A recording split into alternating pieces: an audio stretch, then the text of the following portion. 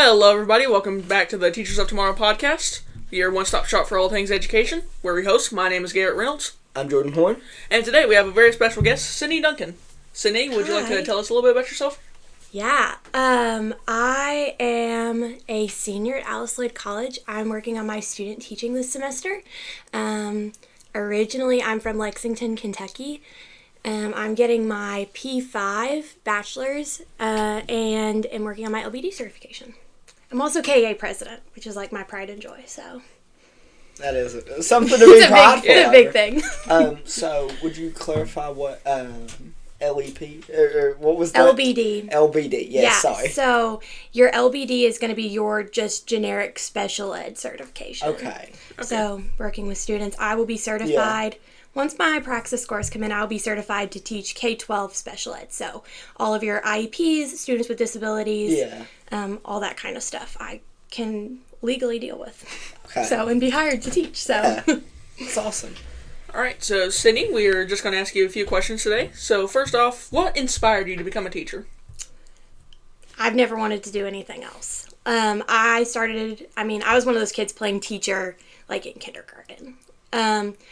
One of the biggest things, there was a situation with my brother who has an emotional disorder, and he was not able to receive some of the care that the school needed to provide him, partially because it was a big public school, and the teachers didn't always seem to really know what they were doing. Now, I was in second grade. That's my own take on it. But I always wanted to do better. Like, my goal has always been, and still is, to do my very best for all students. And so one of those things is, if you have a student who has an emotional disability or who has any sort of disability, how do you make your classroom a safe place for them? I don't know anything else other than education besides a little bit of pharmacy. So it's been my entire life since I was in high school, even like reading books on teaching and best practices and all that stuff. So pretty much because I didn't know what else I would do. That's fair. And you bring up a good point, because a lot of times the schools just aren't prepared to deal with those kind of students. I know I have a cousin who has IEPs and other issues and like emotional, like anger issues and stuff. And a lot of times he was kind of just, a lot of times teachers teach in the middle, and he kind of just wasn't at that point, and he just kind of fell behind and fell more behind.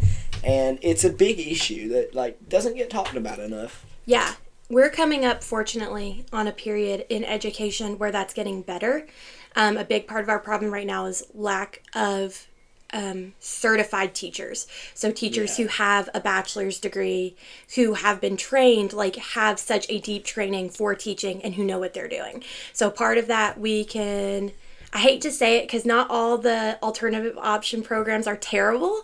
Part of that is that, though, is like you have people who don't want to do anything else. So they're like, well, I'll go teach. Well, that's not going to make you a good teacher, because we're now putting you into a classroom. You have no idea what your responsibilities are, what you should be doing, how you should be teaching, what our best practices, which I talk a ton about, is like, how do you manage a classroom? How do I make sure I'm meeting low students? How do I make sure I'm pushing our high students who need more from me? How do I make sure I'm working with the people around me to create that environment? Part of it is lack of resources, lack of good teachers, and lack of teachers across the board, and paraprofessionals, so your aides, and then other special ed teachers. And then another part of it is just lack of knowledge across the board, in my own personal opinion, and from what my own experience has been especially. And that's not to say that we don't get good teachers out of alternative programs. I don't want to say that at all. I struggle with the idea that I don't know what else to do, so I'll go teach. And the fact that teaching is just that easy. It's not. It's a whole profession. It's my whole life. So it's not just, I don't know. It's not that. It shouldn't be that. We literally carry the weight of the future of the world on our shoulders as educators, about how students develop and grow and how they learn, and making sure students can read and can understand. It's not just I'll go do this. It's a big deal. So, sorry, that's my little soapbox for you. No, because I completely agree. Yeah, you mentioned earlier all of your prior experiences, and you also mentioned how you're currently doing student teaching. Yeah. How would you say your experiences with that are going? Really good. I've been very, very grateful to have some really good experiences, either for just the fact that there have been really great experiences, or for the fact that they've helped me to grow. So I am a firm believer that all experiences, good or bad, lead somewhere, that they will have some positive impact on your life, whether that is, okay, this really terrible thing happened, but I grew from it, or hey, this is a really tough situation to deal with and I grew from it. I've had both. So my student teaching, fortunately, has been amazing. I have been blessed with now 2 really, really great teachers who trust me, and I'm learning a lot, which I'm really glad, because day-to-day classroom is very different than just your practicum every couple days. So what issues would you say you've struggled with when it comes to student teaching? That's a really great question. I wasn't prepared for. Part of it is, so in the 2nd grade class I'm in right now, I feel like I've had a lot less struggles. I'm used to 2nd grade. I'm used to little kids. In my 5th and 6th grade classroom, I don't always know how to talk to them and what the expectations for 5th and 6th grade are. So part of what we want to do is set high expectations across the board for everybody.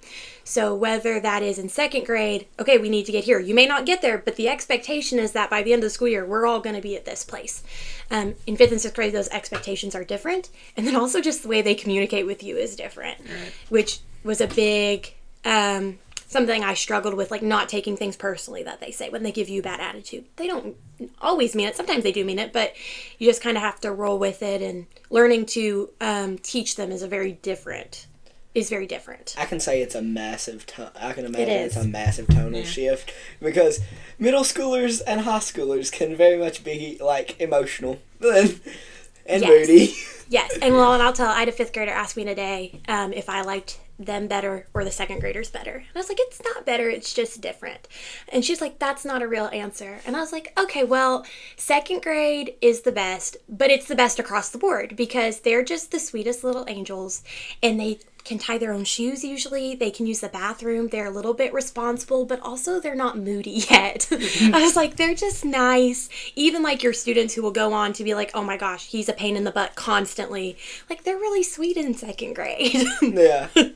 They're right before that little rebellious spot. That's what I was like, 2nd grade, every teacher will tell you that 2nd grade, for the most part, if you're like K-5 or even into middle, 2nd grade is just, they're the sweet spot across the board. So I do love 2nd grade, but I liked 5th grade. It just was much more of a learning a learning curve. Yeah.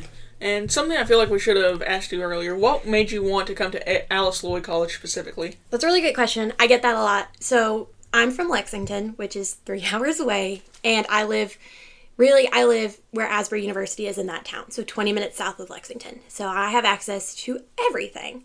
Not even just 20 minutes south of Lexington, but 20 minutes from like Rep Arena, downtown Lexington.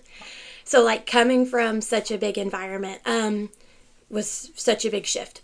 One of the reasons was that my mom told us we couldn't go to any schools in our area. So not UK, not Transylvania, not Asbury. I would have been the kid, which is hard to believe now, but I would have been the kid who, even after graduating, would have lived still 5 more years at my house. Like, I never would have left. And that was just not a good route for my life to go, because, we have to all grow and expand and do hard things. So Mom was like, at least for a year, you got to go somewhere else. I don't remember how Alice Lloyd came up. Couldn't tell you. I think it was a fluke that we came across. I came and toured and loved it. I love the small school. I like to be able to find help when I can, and to know people. So right now, I will tell you, I've lived here for 3 years, through the summers and everything. I know just about everybody on this campus, except for a lot of the freshmen, because I'm not on campus anymore through the semester. But I loved the small. One of the things I will tell you now that I love is being able to go in Dr. Sloan's office and talk to her, and she knows me personally, so my experiences are not a weird thing for her, and it's not okay, let me catch you up, or let me tell you my name because I'm having a problem. It's she knows who I am. The other thing would be, we just have such a solid education department, like listening and doing the research, and I wanted a good program that was going to be challenging and actually prepare me to teach. So this school really is tailor-made for helping you as an individual. They do a really good job of it. Like, so many teachers on campus are just really welcoming, and you can talk to them if you're struggling, and they will actually try their best to help you.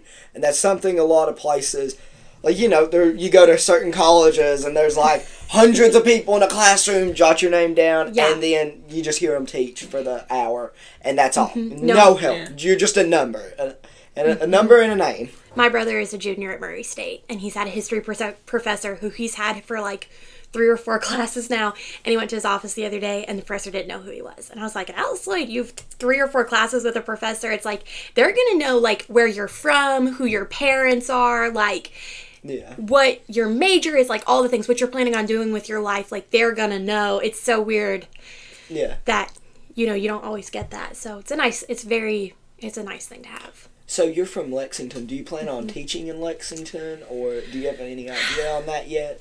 That's a really great question. Sorry to put you on the spot with that one. I never saw myself, especially my first years of college, staying in Eastern Kentucky.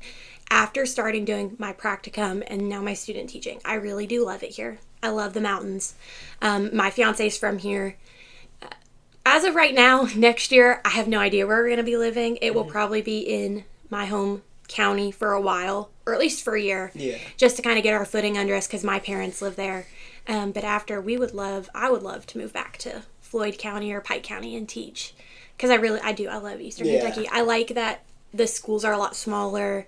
So where I'm from, our schools tend to average, oh my gosh, so many kids, like probably 800 students in our elementary schools. Our elementary schools are only 1 to 5, so 1st grade to 5th grade, and they're huge. Yeah. Which is not a bad thing. It's just I like the more, again, it's like Alice Lloyd. I like the more intimate setting of school. And then you get to watch your students from kindergarten to 8th grade grow and develop into adults. Whereas in our school system, we have public preschool, which is really cool. And preschool and kindergarten are in one building, then 1st through 5th grade, then 6th through 8th grade is in a whole other building, and then you have the high school. And then you have, like, the vocational classes they can take in another building. So you don't get to watch your students grow up to be, you know, almost human beings in 8th grade. And I like that. I like knowing students longer than 1st through 5th grade. Yeah. So you saying that kind of just popped a memory in my head of how my high school started doing, like, homeroom teachers.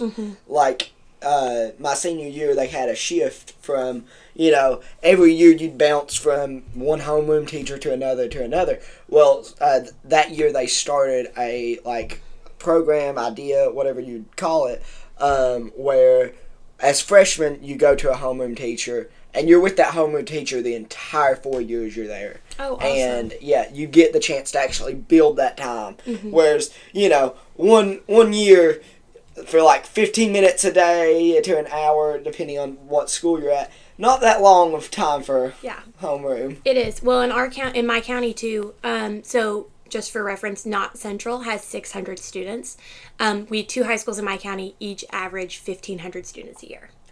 So you can't, it's a lot of students. We have tons of elementary schools. And then again, we have a central, like, public preschool and kindergarten that's huge. So I was like, I like the small. I like being able to watch them grow up. Yeah. It's just, So we don't really know, but I'd like to be in Eastern Kentucky. That's fair. Yeah, with schools that big, I imagine it falls into a similar issue with, like, the college where, like, teachers might try, but they not be able to actually know every student personally. I'd say that's a big issue. Oh, yeah. I mean, I did 2 years at my elementary school, one of the elementary schools in my county, and there's just no way, because our school's also, it was a great big, like, it had 4 hallways and was great big, so the 5th graders were all the way on the other side of the building. Yeah.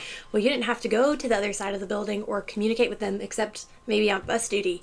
I was like, we didn't see the 5th graders, 4th and 5th graders. It's like 2 separate worlds. Our class sizes are also exponentially bigger for the most part because we have so many students. So you did not get into a class size of under 30 students for the most part. Yeah, which is not, I mean, I think the state average is like 24, but 30 is a lot of kids. Yeah, it's hard to balance. Yeah, and trying to teach 30 kids, like, it sounds like it would be easy peasy, like, great, we have a lot of students to do a lot of things. No. No. It's not easy, especially when they all have such individual needs. So I like the smaller class sizes too, which is another thing. So, what's it like being KEA president? Stressful. It's very stressful. When I started as KEA vice president 2 years ago, because I did a year as vice president and now a year as president. And KEA was still coming out of COVID. So we did nothing. Like, crazy to imagine, my first 2 years, I went to one KEA event, and that was it. You had one, and it was nothing. Like, it was not even requirements. It was nothing. And we kind of got together, and me and Olivia Inskeep, now Olivia Fields, who's a good friend of mine, we're like, we got to do something. Like, we want the community. We want the growth. I mean, when you're in a school, your teachers are close. It's like, and we want a group, like, to understand what that's like, to understand, like, hey, we have people we have to communicate and work with, and we have requirements. As teachers, we all have requirements. And I was like, so to kind of bring that and to kind of simulate that, and then to also just bring more community to our education department so that everybody kind of knows everybody. Like, there's not usually an education student, sophomore, junior, or senior, that I don't know. And I love that. Like, I love knowing people. But it was one of those things of, like, we want to make it better. We want to do more. We want students to participate and to know that when we're sending them into schools, they're prepared to participate in things and to run things and to organize things. Mm-hmm. And so part of that was, okay, like, we want KEA to be something big. It is in other schools at UK. KEA is huge. And so, yeah, we that's where it kind of came from. And then being president it's very stressful. And because not only was I tasked with, like, normal president tasks or vice president tasks, but it was also like, we're creating something. Like, we are making this the way that we want it to be and setting the expectations for hopefully the next 20, 30 years of KEA at Alice Lloyd. Not that it won't change, but, like, this is the expectations when we bring in new leadership members. You're laying the groundwork. Mm-hmm. You guys so, like, our requirements per semester, we fiddled with that a little bit, just, like, seeing what works best and what's best for our students.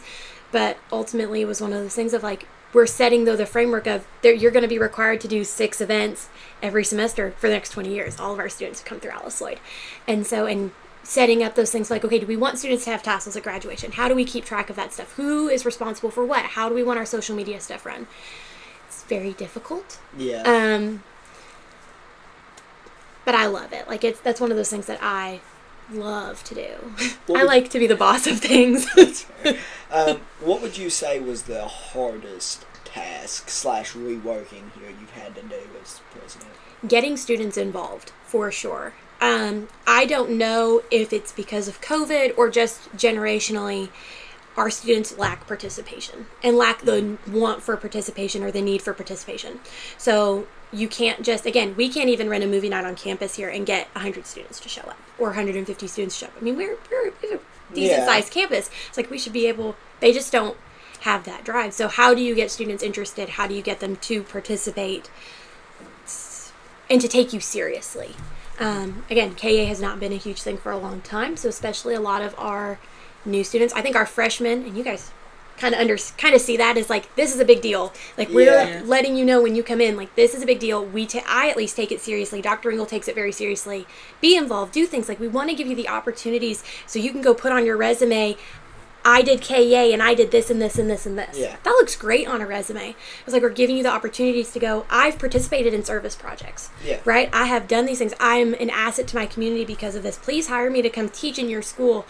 I was like, we want people to take that seriously and to know that that's a big deal. That looks great on a resume. I was very happy to write on my resume, KEA president, and here's what I did, and the giant list of things that I learned and that I was taught. That kind of stuff matters. But getting freshmen and 18-year-olds to understand that can sometimes be a challenge. Yeah. So, even beyond resume building, I feel like it does an amazing job at just letting you get out and do things. Because as college students, oftentimes, you finish up a paper, you've done an exam that day, you just go back to your room and do nothing for the rest of the day. It's easy done. Maybe go get a bite to eat. But with that, there comes responsibilities. And beyond that, it comes with opportunities. To like, for example, when we went to judge science fairs the other day, me and Garrett did over at Jones Fork. And that was a really fun, interesting event. And, to get KEA credit for something so, fun, it was nice. Yeah. Were you the one who put that together? Or did you have involvement in that? Okay, so the whole idea of actually getting into our community and doing something, that was me. It started out with a service project at a school, just going and doing, their door hangings. Because, as a teacher, that responsibility of like decorating a hallway usually eats into non-contracted hours. So it's not fun to do. Sometimes schools will do built-in days, like give them time to do that. But a lot of the time you're staying after school, after your contract hours have ended, decorating doors. So that's what we did. We went and we were like, let us do this. This is a really helpful thing for us to do. It'll make the students' days better. So we decorated for Read Across America or Dr. Seuss Week. And that is kind of where it started. And then all of these other opportunities to like do service projects. So we're raising money or we're collecting school supplies and that kind of stuff started to pop up of like, we have the opportunity. And again, it's one of the things I love about Alice Lloyd. We have the opportunity to better our community. The other thing I also say is you never know who you're going to work with. Right? I have no idea where I'm going to be, and you never know who you're going to work with. You may make a connection with a student here who you're like, okay, great, I'll never see you again. And then all of a sudden, you end up at school 3 or 4 years later, working and teaching with this person, and to already have those connections, and even doing service projects, like you already then have that connection to go, oh, I judged a science fair here, 2 years ago from Alice Lloyd. Oh my gosh, you're from Alice Lloyd. Like it opens. Getting out there and doing those kinds of things opens a door. Like the more people you know matters, especially in education. And I hate that it does, but like being able to go, yes, I know this person and this person regards me, or I did this. It does matter. Yeah. You know? Networking is a powerful skill, and especially in the world of teaching, like to be able to just kind of put your foot in the door and be like, I'm from Alice Lloyd. I've been to this school before. Let me introduce myself. If nothing else, it's just a foundation to build off of. Yeah. Yeah. It really is. And I don't... Yeah. And again, we have lots of teaching jobs available right now, but you don't want to go... You want to be able to choose what school you teach in. And so part of that is networking and being able to go, hey, yeah, look at all these great things that I've done. Or like, hey, I know this teacher in the school because I went to school with them or I work for them. They know me and they know I'll be a good teacher. Yeah. Like, help me. If you have a job opening, let me know. Or please put in a good word to your principal for me. Or if you had a teacher in practicum who thinks you're great, please put in a good word for me with your principal so that they'll hire me. Yeah. Because again, like that's what matters. Yeah. When you're trying to get a job, it matters. It's not what matters across the board, but it does matter when you're trying to get a job in a school you want. So. Speaking of schools you want, is there any specific school that you're like, I would really love to teach here in this area or any other area? Not really. Right now, I'm kind of at the place. I used to feel that way a lot, just because you become attached to a school. You become attached to the kids. Now, with more experience, I will feel, for me personally especially, I will feel the way I feel about students forever. Like, getting a group of students and getting to love on them and teach them and watch them grow will forever be impactful to me. I think almost no matter what school I'm in. Like, across the board, the schools I've been in, that has always mattered. So as of right now, no, there's a few I've got in mind, but not anything specifically, again, because I know I'm going to do what I do no matter where I go. That's fair. I'm very firm in what I believe and how I'm going to teach. So. Yeah. So are there... Oh, did you have a question to ask? Oh, I was just going to say, so probably out of everyone on campus, in terms of student, you're by far one of the most experienced. You're close to graduation. You're the president of the entire program. So the main thing I just really want to ask is, do you have any advice for someone who's new to the program, like freshmen or just anyone who's considering coming to Alice Lloyd for education? For sure. There's probably a few. One, get involved.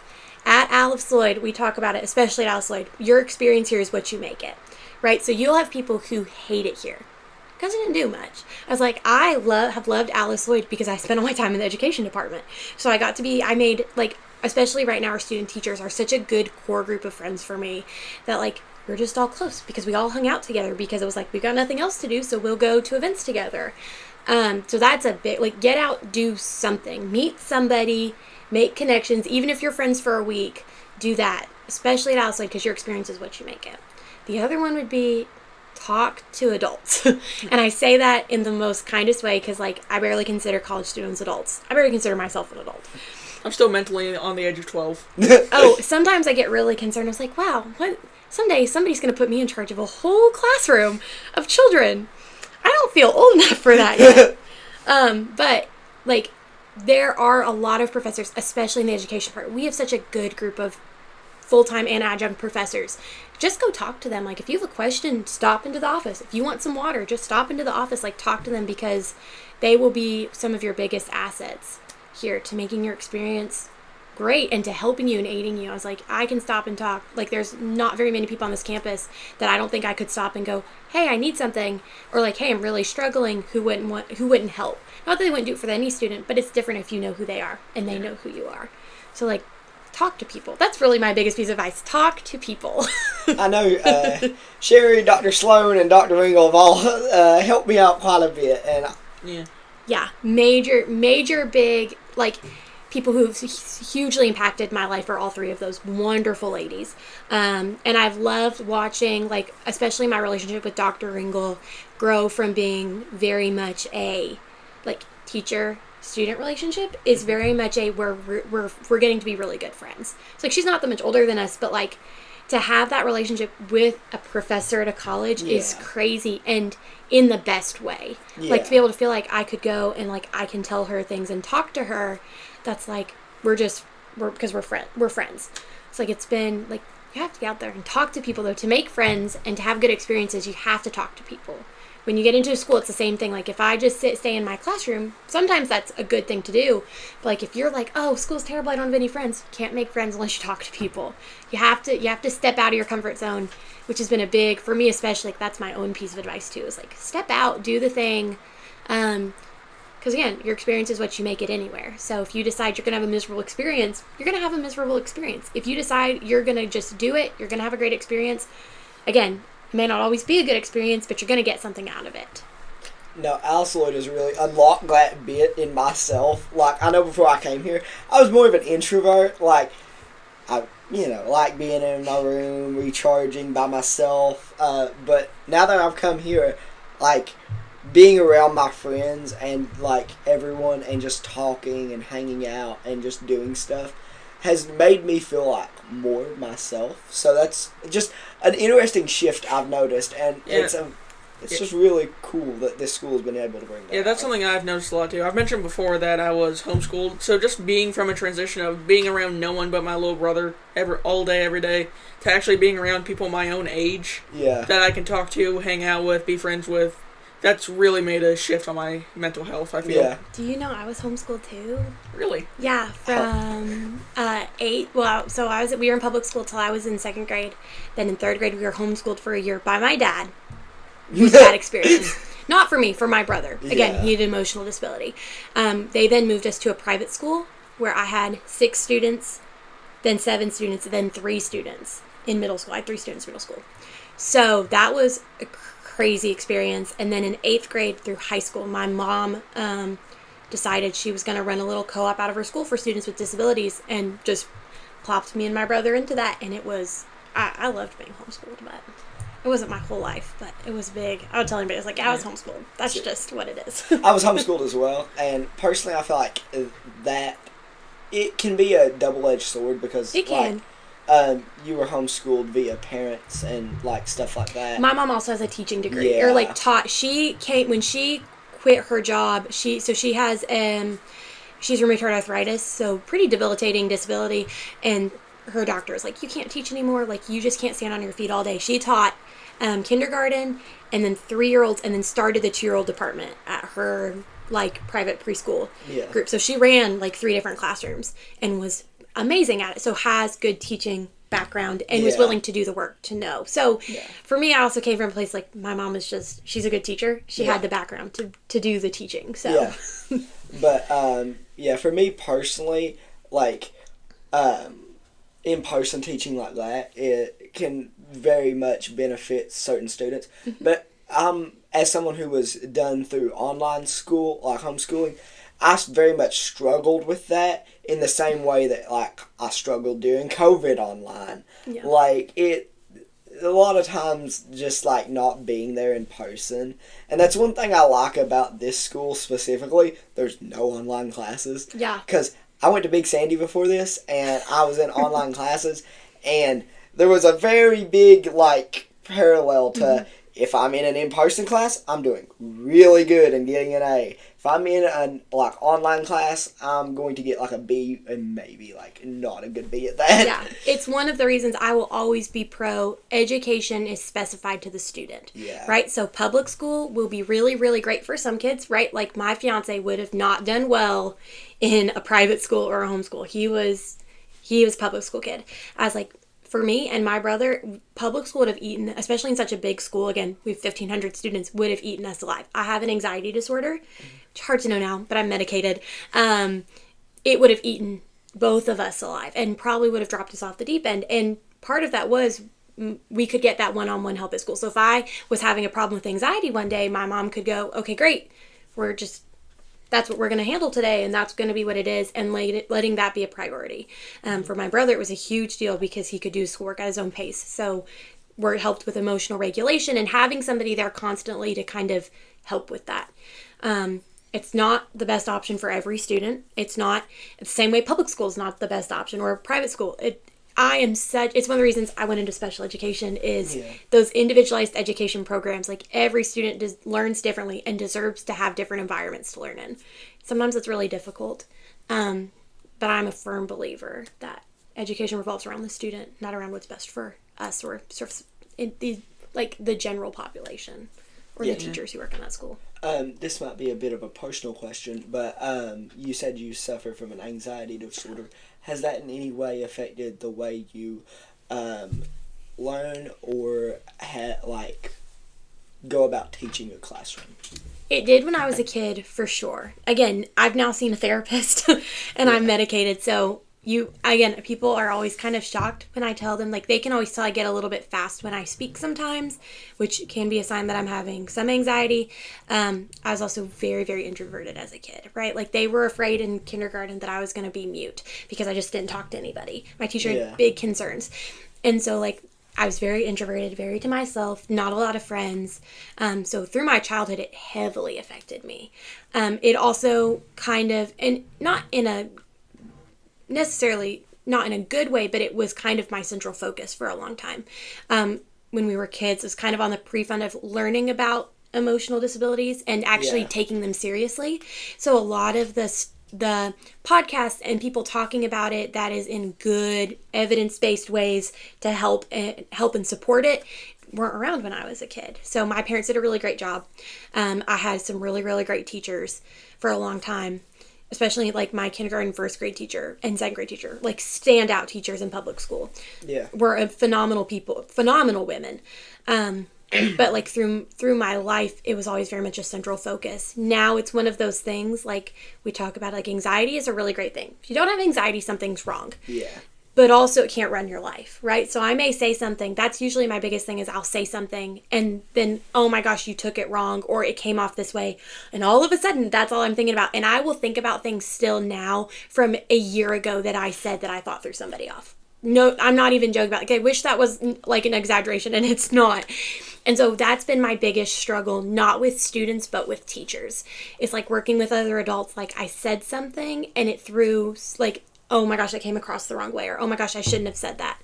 I love students. I really sometimes struggle working with other adults just for that relationship factor of like constantly anxious about things. Yeah, see, I'm in the same boat where I'll overthink. I'm like, did they take that the wrong way? Did I say the wrong thing? Oh, yeah. A lot of times, like 90% of the time, you're your own worst enemy when it comes to that. Yeah. And it can be a hard habit to break. Yeah. Kids are easy because, like, if you say something off-putting, you just, like, oh, nope, backtrack. Like, it's like explaining something wrong. Like, if I explain something wrong to a second grader, okay, we're backtracking. I'm starting all over again. Yeah. And they're like, okay, great. They'll forget you said it the next day.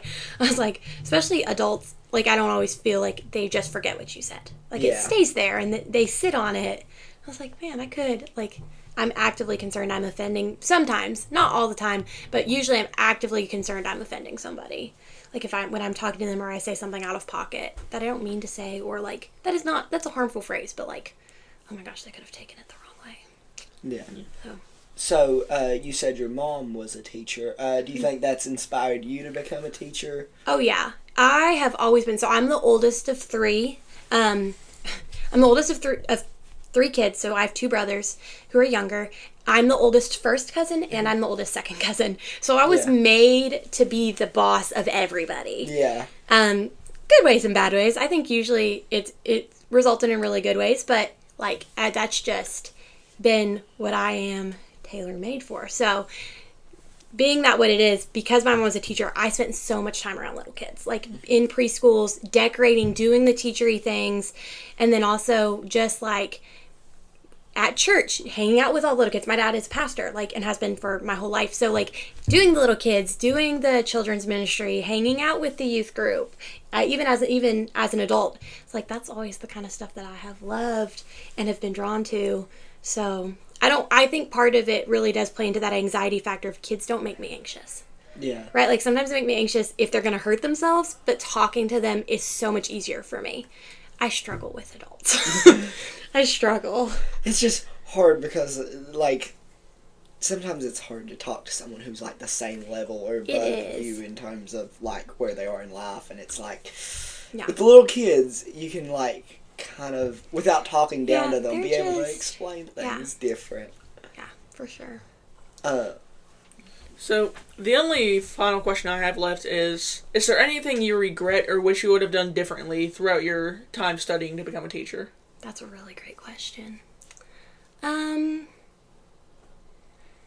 Overall, I really do think that I have had the best experience. Almost unregrettable. Because again, like even the situations where I was like, oh, I wish that had ended better, or I wish something different had happened. It's been like, but if I hadn't had that experience, what would I have not known? So it's like, I don't know that I would have done anything 100% differently, just because again, my experience has been amazing. I feel very well prepared. I've had some really great experiences and some really good learning opportunities. And so I don't know that I would change anything. Because I'm pretty set in what I'm doing, and, yeah. Well, seeing as Garrett took the last question right out of my mouth, I think that concludes all the questions we have. Right. Is there anything else you were wanting to say? No, I think that's everything. If you get me talking, I'd talk for 2 hours, but, I think that's good. I'm very grateful for what you guys are doing here. So it's a good leadership move, a good step out. We're enjoying it. Good step out.